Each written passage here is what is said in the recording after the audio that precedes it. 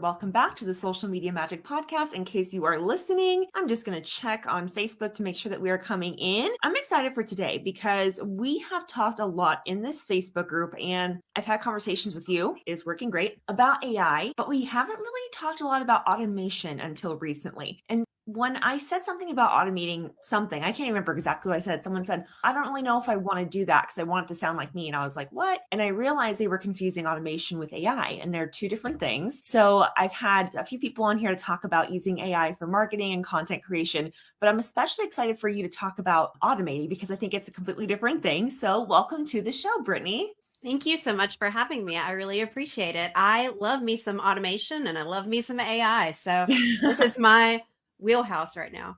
Yes, I love it. And it's just so fun to hear multiple perspectives too. Like sometimes you'll find something and you're like, how did I not hear about this? But sometimes we have to actually hear it 3 or 4 times as educators, right? We have to hear something several times before it can even register. Or maybe when we first hear about something, we don't have the bandwidth to act on it yet.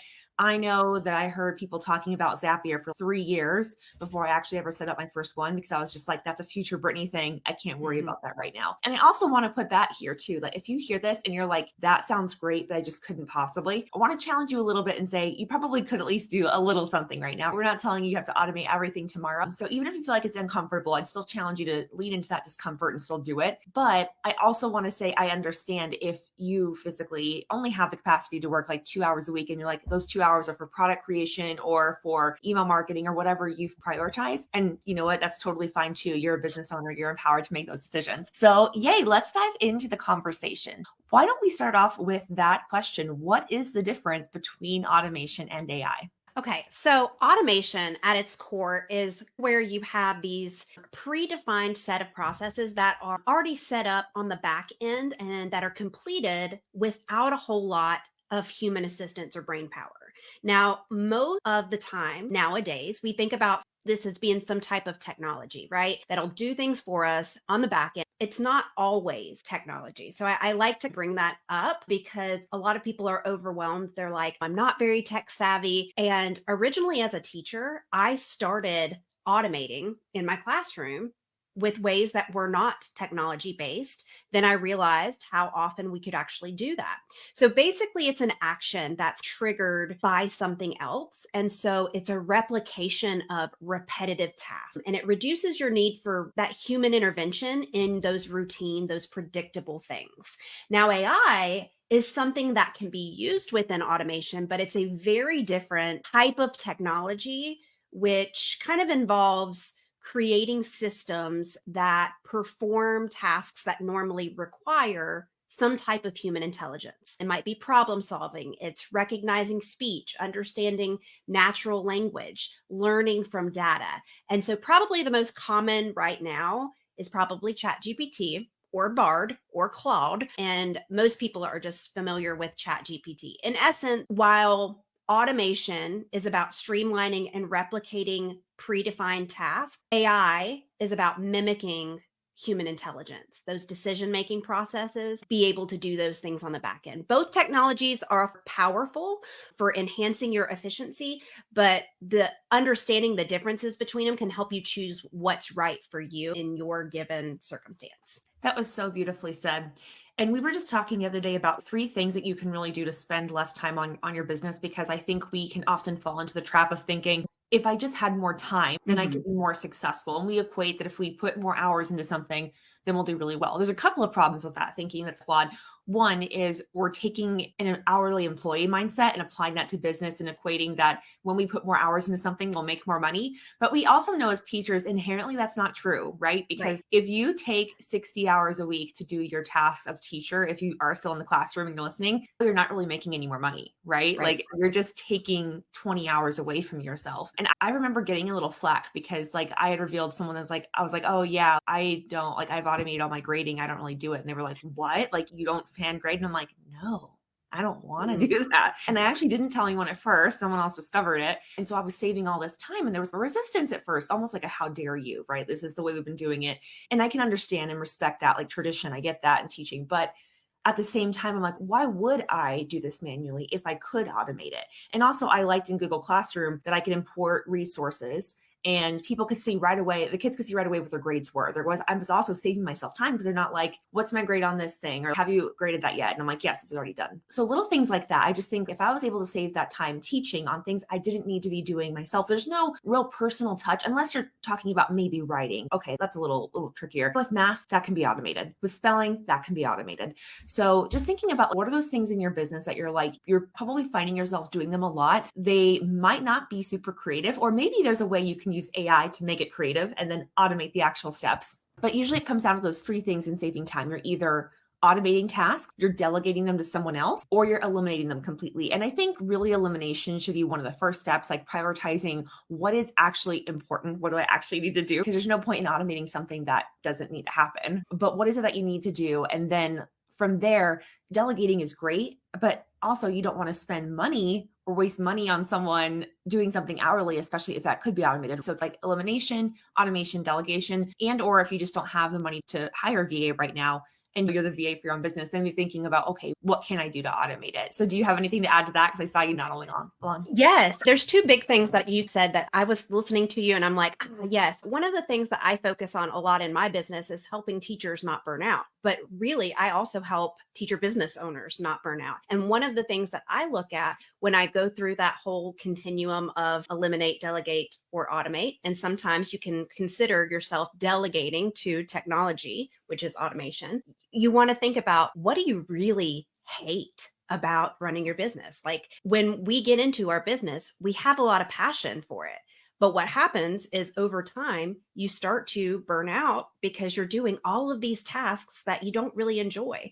And so not only on top of that, looking at what are repetitive, what also do you not writing your emails? Do you not like doing social media posts? There are ways that you can automate that. I know you're going to talk about this later, Brittany, but I suck at writing back to messages on Instagram. I suck at it. I'm not very good at it. And I notice that about myself. I look at myself holistically and say, that is a weakness of mine. How can I automate that and make that then a strength of mine? Insert mini chat. That way I could get into it and be able to fix that weakness of mine. So that's just one way that I look at it. When I look at automation is really, what am I not good at, or what do I just not, so that I can keep up and have a sustainable business long term. I love that so much. And with the burnout thing, I will say that I tried for so long to change my behaviors or change my personality traits. Like I don't know, this probably sounds wild. Like I was like, I just need to be more organized. I just need to be more on top of things. And so I would be in this terrible guilt shame cycle. You know what I mean? Because I would not get back to somebody and then be like, oh, I feel so bad because they're going to think I didn't think that conversation was important. That's not what it was at all. I'm just spacey and I'm just hanging out. And so I was like thinking, oh no, this person's going to think X, which we shouldn't put that in ourselves anyway. We don't know what they're thinking. But anyway, changing your behavior is great, but it's really freaking hard to do, especially if you have habits and you have things that have just been going on for a long time. And so now I'm going to try, of course, to improve myself. But there are some things where I'm just like, okay, I know this is a weakness of mine. How can I just get around it? It's just too much to ask myself, okay, remember to respond to every message within an hour. I just don't think that's realistic for life anyway. So what can I do to hack that? So that's why I really like the mini chat example. And I know if anyone has been watching or following along, they're like, God, she's talking about that a lot. It's because I really do see the problem it's solving. It's like, why do people hate social media? There's so many reasons, but one of them is just that overwhelming feeling.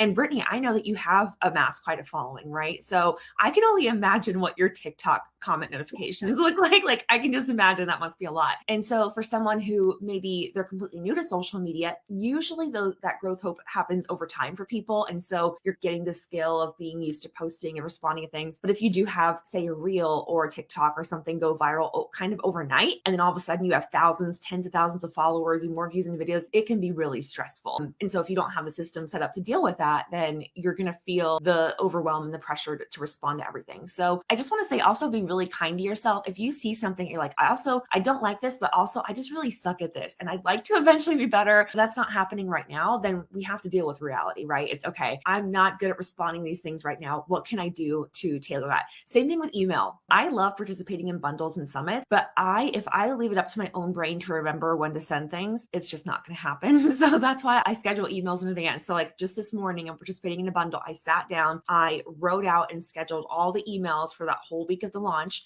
they're in ConvertKit, they're scheduled. I don't have to remember to send them. It's like even something as little as that, as batching. I don't know if you would consider batching automation, but yeah, you're using the tool. Use the tools to support you. You don't have to shame yourself into thinking, don't make it mean anything about you. It's just like, okay, this is a problem. How can I fix it? Did you have anything to add to that before we go on to the next question? When you said that about batching, that's a form of automation, because what you're doing is you're triggering it with another object. So if you batch all of your content ideas and that's your first part, that's the trigger to then going to the next portion, which is then maybe recording all of your content. And that involves different parts of your brain, right? That's why batching is so effective, is because it works that part of your brain so that you're not switching. Task switching is what it's called, and then causing yourself decision fatigue and overload. And then you're overwhelmed and you're like, I give up. I'm not doing this. So I love that you brought that up, because batching is a form of automation that is not technology. And so a lot of people don't really think about that.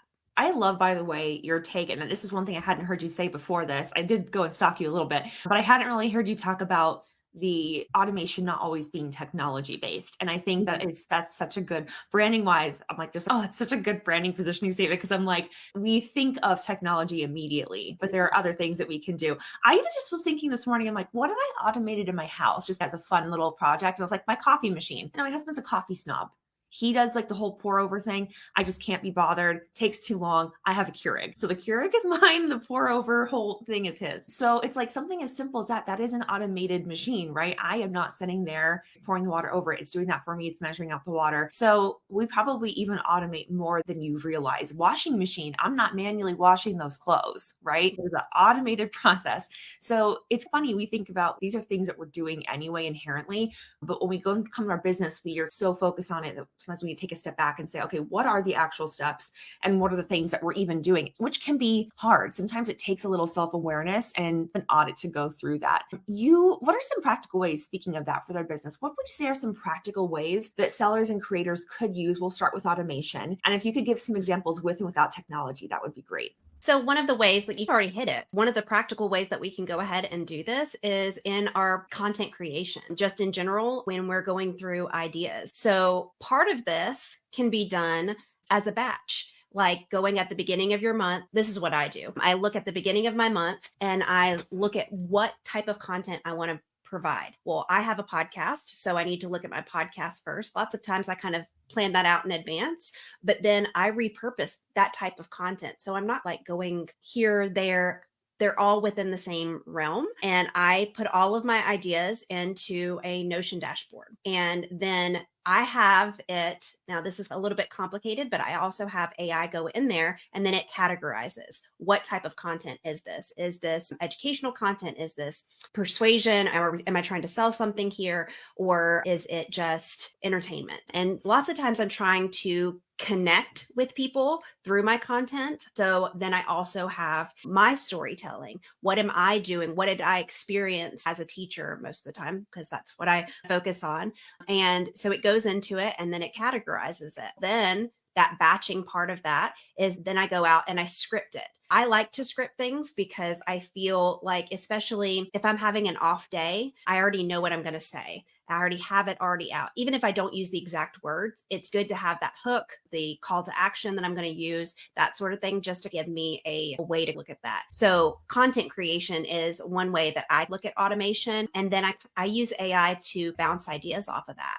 So you talked about that earlier with automation and AI. While they're different, you can use that within your workflow. So the next part of that would be like asking AI for questions about what's something out of the box, or maybe it's a different perspective that maybe I didn't think of, but that my ideal audience did. And I think that a lot of people think AI is very robotic. There are ways that you can go into using artificial intelligence to get to know who you are as a brand, as a person. You can get it to talk more like you. You can provide it with things that you typically say. And so that's another thing that I have done is when I'm having an off day, again, I might use it to say, how would I normally say this? This is my idea. How might I say this? And so it helps me with that. I also keep track of my analytics. So that's another automatic thing that is done. My analytics are automatically pulled And then it will go ahead and just, I'm actually working behind the scenes to help creators get artificial intelligence to help analyze that as well, because that's something that I've done, but it's a little bit more difficult and a little bit more advanced as well. And then using like things like Zapier, like you mentioned, Zapier and Make to then like use scheduling and put scheduling with our email service provider. I have a whole thing that I use for my podcast guesting to be able to send out information to podcast guests and have that whole workflow really streamlined, even down to sponsorships for my podcast that have really helped as well. I gave a few there, and some of them are a little bit more advanced, but it gives you an idea of the overview of, you can go from really super easy, like basic things like content creation, all the way to analytics and more extensive things as well. I really hope that people take what you said to heart about content creation, especially because I think that batching is something that pretty much everybody can do, no matter where you are in that process. And I think I even go back and look at my own stuff sometimes because, my stuff is always the last. Like, paying clients get my best work because I'm like, okay, these people are paying me. So I'm always going back and auditing my own stuff and thinking, okay, what do I want to accomplish on here? What can I do to do that? And you could even use admin AI assist if you have a Facebook group, and you can actually have recurring posts. When you get to 10 new people joining your Facebook group, you have an automated post that goes up and welcomes people, and you can set it up really strategically. You can have your store follow link in there if you want. If you're TPT only, you can have a course or membership or something. If you have an evergreen ongoing thing that's always open.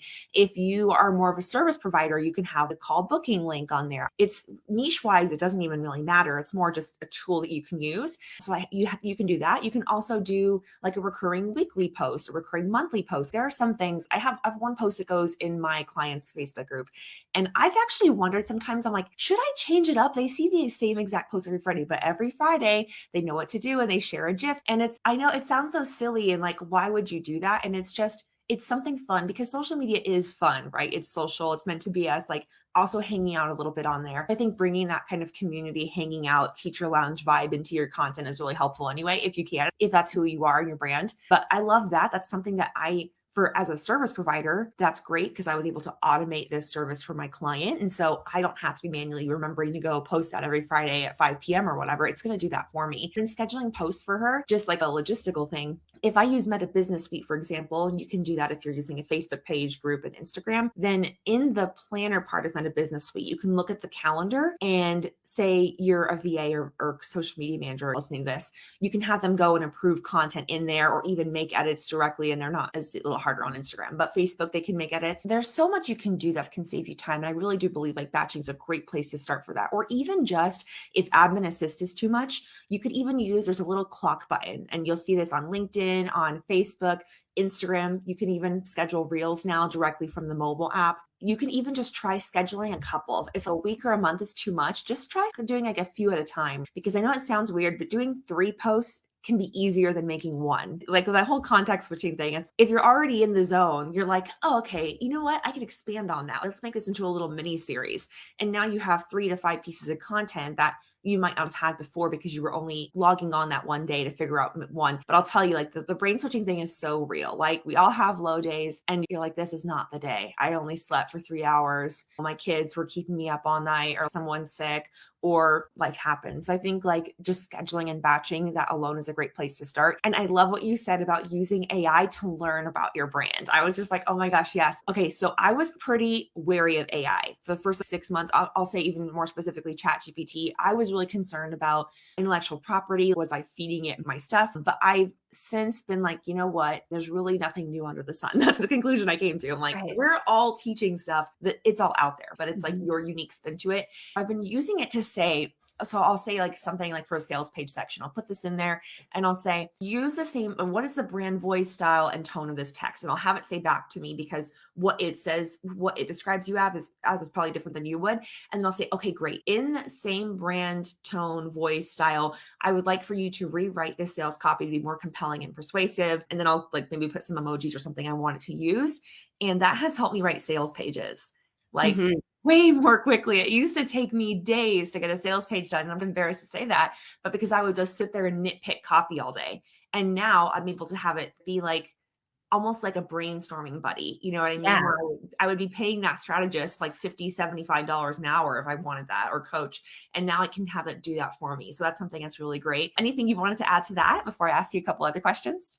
Yeah. So one of the things that I've done is I know my personality. Like I know that I am an ENFJ or an INFJ, depending on the day. And I know that I'm very assertive. And so one of the things that I really know about people who are in burnout is they don't always want somebody who's super coachy. They want somebody who's empathetic. And that is not something that's very natural for me. I typically am one of those people who's it is this or this. And I like to ask ChatGPT to give me a way to say this in a way that's compelling, but a little bit more empathetic. And that has helped me significantly, not just in my business, but in my marriage too. Because my husband, he does better when I'm a little bit more empathetic and not as much. And so sometimes I have to ask questions like that just to I know that about myself, and I want to get that perspective shift or that way of saying things that is a little bit different. And I love that you use that in your copy because I also do that too. Yeah, like I said, it's just I think that self-awareness. I don't know if I have ever really heard this talked about in the TPT seller world, but self-awareness is probably like the number one underlying thing. The best thing you can do is get to know yourself. And I know that probably sounds a little cheesy or cliche. If you're in the coaching world, you probably heard that a little bit, but it's so true. Right? I've been like, why am I trying to fight my nature? Like for the longest time, I didn't make any videos because I was like, I don't always feel like putting makeup on. And there's also another side to that where it's like, I could just decide that if that's what makes me feel pretty, I could do that. And if that's how you feel, it's totally fine too. But then I just got to the point where I'm like, if I just wait until I feel like I look good, I'm always going to find something wrong with my appearance. I'm never going to put anything out there. And so I just finally said, screw it. I'm just whatever I look like today. That is what they get. You know what I mean? Yeah. And it's taken me a while to arrive there. And sometimes I'll even make content. I'll specifically now not get ready, quote unquote, because I want other people to see like, Oh, your eyes, me too, whatever, because I don't want someone to feel like that has to stop them. You know what I mean? And sometimes that'll be, I do think like when you're making content, this is now getting into content strategy, but you can also decide how you want to be. Like, do you want to be aspirational? I was not the bulletin board teacher. Okay. I wanted to be, I could not. I love those people so much. I follow these teachers on Instagram and I'm like, oh, you dress so cute and I love it. I love your outfits of the day. I love how everything is like perfectly matching in your classroom. That was not me. I had such a mess. This is why I started getting into automation. I had such a mess on my desk. It was so cluttered. I would forget to take attendance every freaking day. sure you did. And it just got to the point where I was like, I am literally going to lose my mind if I don't figure stuff out. So that's why I started getting into automating everything I could. I had a kid whose job it was to remind me to take attendance. I also had a reminder that would come up after a certain point. So you have to do things to save your sanity and to work with who you are. And of course, like if you want to work on something about yourself, I'm also all for that. But you also have to honor who you are and where you're at right now. I also probably have a little more time than other people. I don't have kids. So like I can work more maybe in, I don't know, that's a thought. I have more energy or whatever to create however much content. If you don't and you don't, then you even more than me have to come up with systems and use AI and automation to make it work for you. I think we already talked about the different tools. We talked about non-tech ways. Was there anything else that you wanted to add that you feel like we hadn't gotten to yet? No, I think we pretty much covered it all. I know that you've been talking about mini chat, but that's another one that's just been really helpful for me is being able to have these systems already set up, like I said, because I do struggle with that. And I do have 5 kids. You mentioned that too. I have 5 kids. I want to be able to do it all. I don't have the time to do it. And that's where automation really came into play, was to allow me to do the things that I enjoy. I love to create. I love to do really creative things. But if I'm bogged down by these administrative tasks like email or messaging, while I want to create those relationships, I don't always have the time to do what I want to do. And so mini chat has been that technological delegation tactic I've come up with. And that has been a huge thing for me. I've just really enjoyed it. It's so much, and people are doing such cool things with it. I Mhm. feel like I'm still like I know the basics now, but I've seen people do like really cool in DM quizzes for like deep segmentation and then using like connections to add those tags to their email. There's so much possibility with it. And the neat thing is you don't have to learn all that today. It's like just even setting up the whole like sending a freebie to them. Imagine if you had one post and you got some good reach, okay? And we're not even talking about viral. Maybe you got a couple hundred, couple thousand. Say you got 30 people who got on your email list. That's 30 more you wouldn't have gotten before that would have just been comments. Yeah.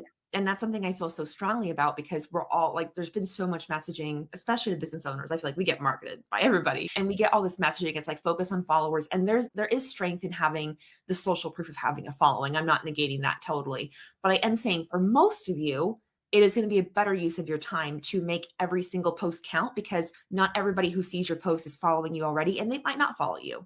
But if you can get them on your email list, then you'll have that opportunity to sell to them again. So yeah, Brittany, what else do you do? And where can people come follow you, stalk you, and learn more from you? Yeah, so I focus a lot on teacher burnout. Obviously, that is something that I'm super passionate about. And so I look at sustainable strategies for dealing with that teacher burnout, digital tools and automations, because teachers don't know a whole lot about that. But then I also do that for teacher business owners too. So I just added that component recently because I had so many friends that were asking me, how do you automate this or how do you automate that? So I do that as well. But the majority of my like social media and stuff like that is on teacher burnout. You can find me on Instagram at Teaching Mind, Body, and Soul, or on TikTok at Miss Princess Teach. I grew my following there first. And so I just cannot change my name there. And I also have a podcast, the Resilient Teacher Podcast, which is a top 100 education podcast. And I would love for you guys to come and listen or come hang out with me in my DMs. I do actually write back, but yeah, I would love to hang out. I love that. And I'm now just thinking, I'm like, oh my gosh, I have to have you come back sometime and talk about TikTok because you have done really well on TikTok. And I love that. And this is like a tip for anybody for any content. I love that. I feel like I know you already, right? I feel like you've done such a good job, especially on TikTok, where I feel like I know you personally, even though I really don't. But I just think that's such a beautiful thing, right? Like people can come across your content, they can get what they need, and they feel like they really can know and trust you right away. And when you said like you're direct, you are really direct. I love that you just say, this is how it is. And this is, yeah, it's just really good. Go follow her if you want like a loving kick in the butt, but also like, also good tips because your content is really entertaining. So thank you so much for your time. I know your time is valuable. And thank you so much for listening in today. And thank you, Brittany. Thank you, Brittany.